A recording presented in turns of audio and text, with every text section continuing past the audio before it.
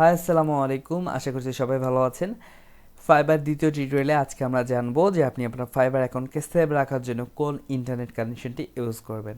আপনি যদি 10 জন মানুষকে জিজ্ঞাসা করেন যে আমরা ফাইবার অ্যাকাউন্ট চালানোর জন্য কোন ধরনের নেট ইউজ করব, অথবা ওয়াইফাই, যেটাকে বলা হয় ওয়াইফাই বা ব্রডব্যান্ড, সেটা ইউজ করলে আমাদের ফাইবার অ্যাকাউন্টটা সেভ কিনা, এটা যদি আপনি 10 জন লোককে জিজ্ঞেস করেন, তার মধ্যে দেখা যাবে 5 জনের কাছ থেকে এক কমেন্ট আসছে আর 5 জনের কাছ থেকে আরেক কমেন্ট আসছে। 5 জন বলবে ইউজ করা যাবে এবং 5 জন বলবে ইউজ করা যাবে না। এটা নিয়ে কিন্তু বেশ বড় একটা কনফিউজ আমাদের মধ্যে আছে। আমরা আসলে সঠিকটা জানি না যে কোনটা আসলে ইউজ করা যাবে বা কোনটা ইউজ করলে অ্যাকাউন্টটা ঠিক থাকবে বা কোনটা ইউজ করলে আপনার অ্যাকাউন্টটা ডিসেবল হওয়ার সম্ভাবনা আছে। তো আমি এই বিষয়টাকে আজকে টার্গেট করে ভিডিওটা করছি। আশা করি এই ভিডিওটা দেখার পরে আপনি আপনার ইন্টারনেট কানেকশন নিয়ে প্রপার একটা ক্লিয়ার ধারণা পেয়ে যাবেন। তো প্রথমে আমি বলি যে অনেকেই মনে করেন যে আপনি যদি কোনো ব্রডব্যান্ড লাইন অথবা শেয়ার আইপি ইউজ করেন, সেক্ষেত্রে আপনার অ্যাকাউন্টটা চলে যাবে বা আপনার অ্যাকাউন্টটা রিস্কে থাকে, ঠিক আছে। বাট আমি এখানে একটা কথা বলবো, সেটা হচ্ছে যে আপনি চাইলে আপনার ব্রডব্যান্ড ইউজ করে আপনি কাজ করতে পারেন। এখানে আপনি চাও বা না চাও কিছু নেই। ফাইবার এটাকে কোনো ইললিগেল বা অবৈধ বা কোনো কিছু এমন কোনো কিছু ভাবে দেখবে না। আপনি চাইলে ব্রডব্যান্ড, নর্মাল একটা ব্রডব্যান্ড বা সেটা হোক শেয়ার আইপি অথবা হোক রিয়েল আইপি, যেই আইপি হোক না কেন, আপনি চাইলেই সেটা অনায়াসে আপনি ইউজ করতে পারেন। এমনকি আমি যে নেট লাইন বর্তমানে ইউজ করতেছি সেটাও কিন্তু ব্রডব্যান্ড লাইনই আমি ইউজ করি, ঠিক আছে। আমার একটা ল্যাপটপে, যেটা আমার মেন অ্যাকাউন্ট, সেই ল্যাপটপে হচ্ছে আমার বাংলা লায়ন একটা মডেম আছে। সেই মডেম হচ্ছে আমার প্রতি মাসে একটা প্যাকেজ কিনতে হয় আনলিমিটেড, যার কারণে আমি ওই মডেম ইউজ করি। এবং আমার বাকি যে অ্যাকাউন্টগুলো আছে সবগুলো অ্যাকাউন্টে আমি কিন্তু ব্রডব্যান্ড ইউজ করি। আমার একটা অর্ডার থেকে পুরো 3টা পিসি কন্ট্রোল হয়, 3টা পিসিতেই পুরো 3টা ফাইবার অ্যাকাউন্ট আছে, সবগুলো গ্রাফিক ডিজাইনের উপর, ঠিক আছে। আমার আইপি কিন্তু রিয়েল আইপি না, আমার আইপি হচ্ছে শেয়ার আইপি। আমি শেয়ার আইপি থেকে জাস্ট একটা রাউটার থেকে আমি 3টা ফাইবার অ্যাকাউন্ট চালাচ্ছি, আমার কোনো প্রবলেম হচ্ছে না, ঠিক আছে। সো অনেকেই বলবে যে হ্যাঁ, এভাবে ইউজ করলে ফাইবার অ্যাকাউন্ট রিস্কে থাকে বা এটা করলে এটা হয় এটা হয়। এমন কোনো কিছুই না। আপনি রিল্যাক্সে আপনি আপনার যে কোনো ওয়াইফাই, যে কোনো ব্রডব্যান্ড আপনি ইউজ করতে পারবেন, আপনার অ্যাকাউন্ট 100% সেভ। বাট একটা কথা সবসময় খেয়াল রাখবেন, ফাইবার কিন্তু আপনার ইন্টারনেট কানেকশন নিয়ে কিছুই বলবে না। ফাইবার আপনার ইন্টারনেট কানেকশন নিয়ে কিচ্ছুই বলবে না। জাস্ট একটা কথাই ফাইবার বলবে, সেটি হচ্ছে আপনি একজন জাস্ট একটা অ্যাকাউন্ট ইউজ করবেন। আপনি ফাইবার অ্যাকাউন্ট একটার বেশি 2টা খুলবেন না, এটা হচ্ছে ফাইবার বলবে আপনাকে।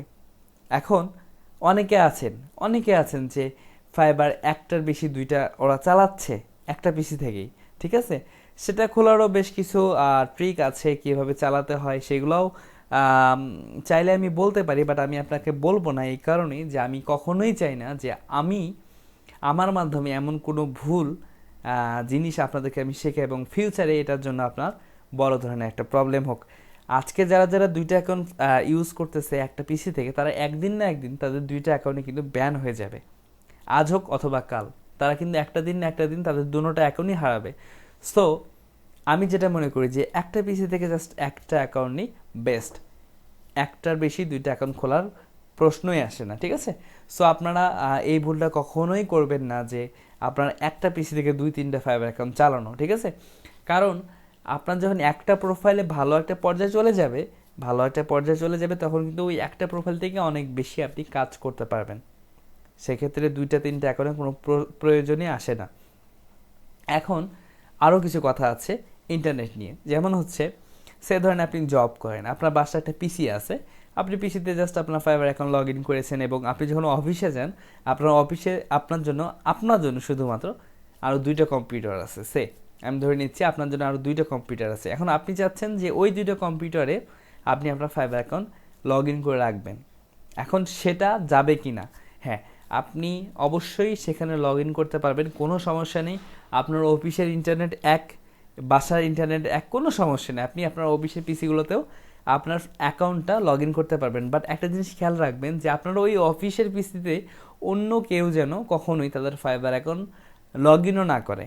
ফাইবার অ্যাকাউন্ট যে 2 সেকেন্ডের জন্য ঢুকবে সেটাও যেন না হয়, সেই জিনিসটা মাথায় অবশ্যই রাখবেন। এবং আরও একটি কথা, সেটি হচ্ছে লাইক হচ্ছে আপনি আপনার বাসায় ওয়াইফাই চালান, ওয়াইফাই দিয়ে আপনি আপনার অ্যাকাউন্ট ইউজ করতেছেন এবং আপনার ফোনে আবার আপনি ডাটা কিনেন, লাইক হচ্ছে গ্রামীণের এমবি কিনেন, বাংলালিংকের এমবি কিনেন, রবিন এমবি কিনেন, সেটা দিয়ে আপনি ফাইবার যদি ফাইবারের অ্যাপস যেটা আছে সেটা যদি ইউজ করেন সেক্ষেত্রে কোনো প্রবলেম নেই, কোনো প্রবলেমই নেই আপনার ইন্টারনেট নিয়ে। জাস্ট একটা জিনিসই জাস্ট খেয়াল রাখবেন, যে পিসিতে লগ ইন করেন না কেন সেই পিসিতে যেন শুধুমাত্র একটা অ্যাকাউন্টে লগ ইন করা হয়, একের বেশি যেন আপনার কোনো অ্যাকাউন্ট একটা পিসি থেকে বা একটা ফোনে লগ ইন করা না হয়, ঠিক আছে? এই জিনিসটা অবশ্যই মাথায় খেয়াল রাখবেন।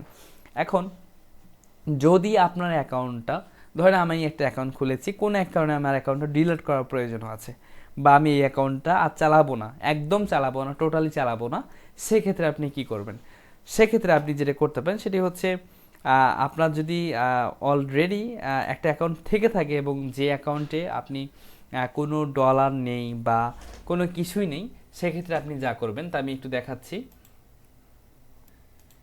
সো আমি আমার একটা অ্যাকাউন্ট লগ ইন করলাম এবং আমি জাস্ট দেখাবো যে আপনার যদি কোনো একটা অ্যাকাউন্ট ডিলিট করার প্রয়োজন হয়, তো সেক্ষেত্রে আপনি কী করবেন, আপনি জাস্ট হচ্ছে এখান থেকে সেটিংয়ে চলে যাবেন। সেটিংয়ে চলে যাওয়ার পর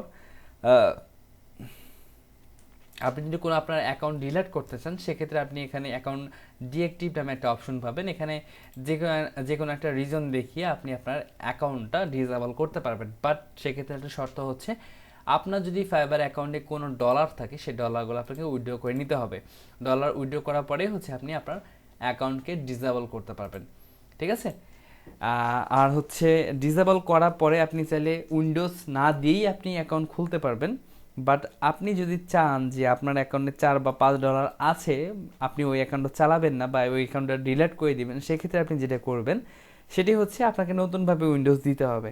আপনার কম্পিউটার আবার উইন্ডোজ 10 অথবা উইন্ডোজ 8 বা উইন্ডোজ 7 আপনি যেটাই চালান না কেন, সেটা জাস্ট আবার ইনস্টল করবেন, আপনার পিসিকে আবার সেট আপ দিয়ে আবার নতুন একটা অ্যাকাউন্ট খুলতে পারবেন, সেক্ষেত্রে কোনো প্রবলেম হবে না, ঠিক আছে? আশা করি এই নেট লাইন এবং আপনার অ্যাকাউন্টের বিষয়ে কমপ্লিট একটা ধারণা আপনি পেয়েছেন। যদি এরপরে কোনো সন্দেহ থাকে, কোনো বিষয়ে প্রশ্ন থাকে, অবশ্যই আমাদের গ্রুপে পোস্ট করবেন। ধন্যবাদ সবাইকে।